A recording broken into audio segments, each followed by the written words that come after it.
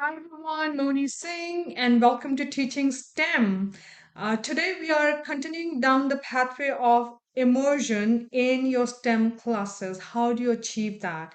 And we discussed about the three main elements of immersion.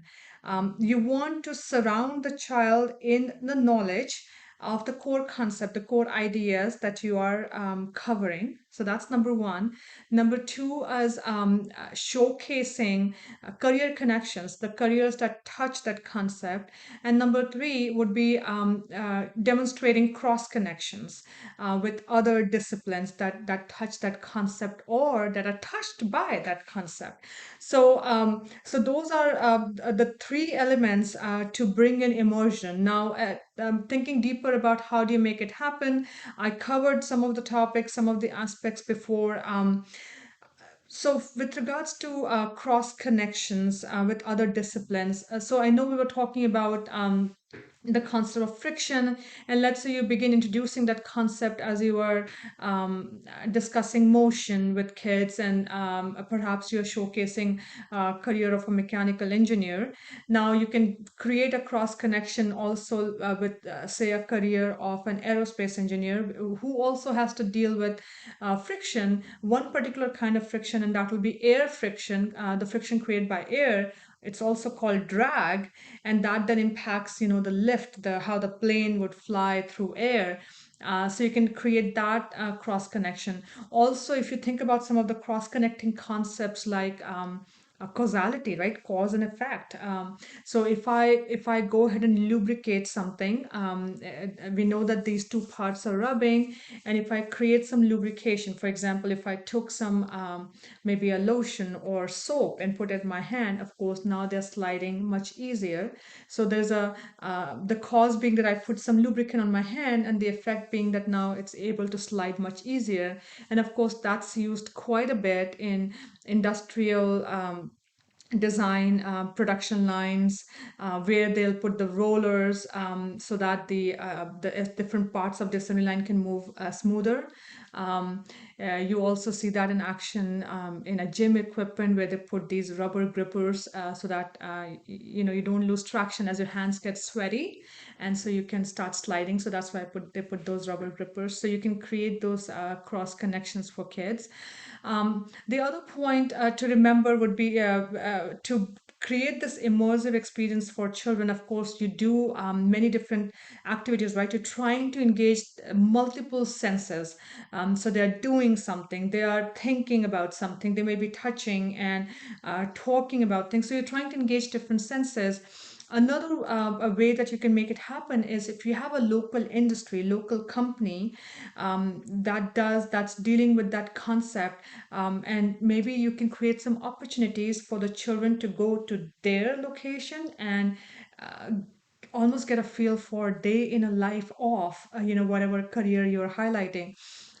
Or if that's not possible, then maybe having somebody come from that local company and provide be a guest speaker, bring some props, and maybe do some activity with the kids in your classroom. So different ways that you can make that happen. Maybe there are some field trips you can do, again either taking the kids out, or a much cost effective version is maybe bringing a field trip inside your classroom, right? So there are some vendors out there who can bring some kind of a immersive experience for the children right there in your own school classroom. So different ways in which you can create that immersion on that topic before you move on to something next. And I want to again emphasize this aspect about dabbling. I do see that happen quite a bit. And if it's by design, because maybe you're offering a sampling of STEM, I get it. And in that case, again, just letting the kids know that we are going to try out different varieties of STEM, because we want to give you the flavor, like what different things you can do with STEM. But definitely don't make it as an intentional, because it does create a lot of confusion.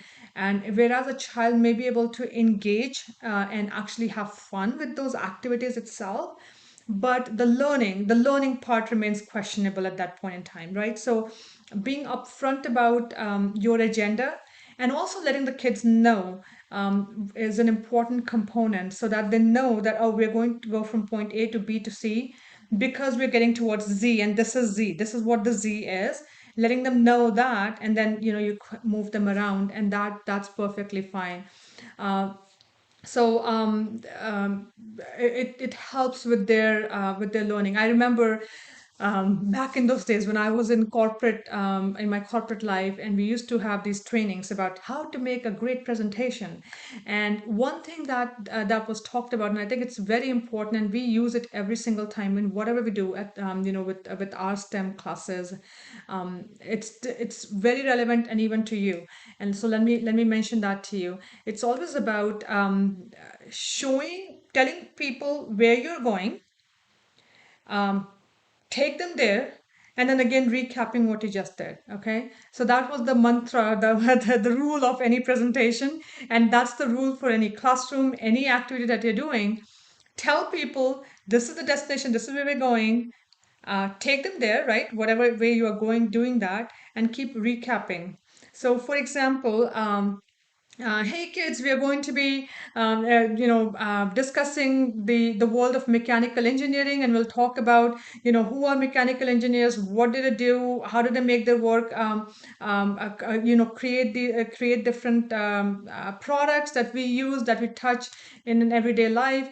And while we are doing that, we'll be learning some science concepts that touch the life of mechanical engineers, and then we'll be actually experimenting with these science concepts. We'll be making our own simple products, prototypes, as we go through this journey, so you can see how these products get made.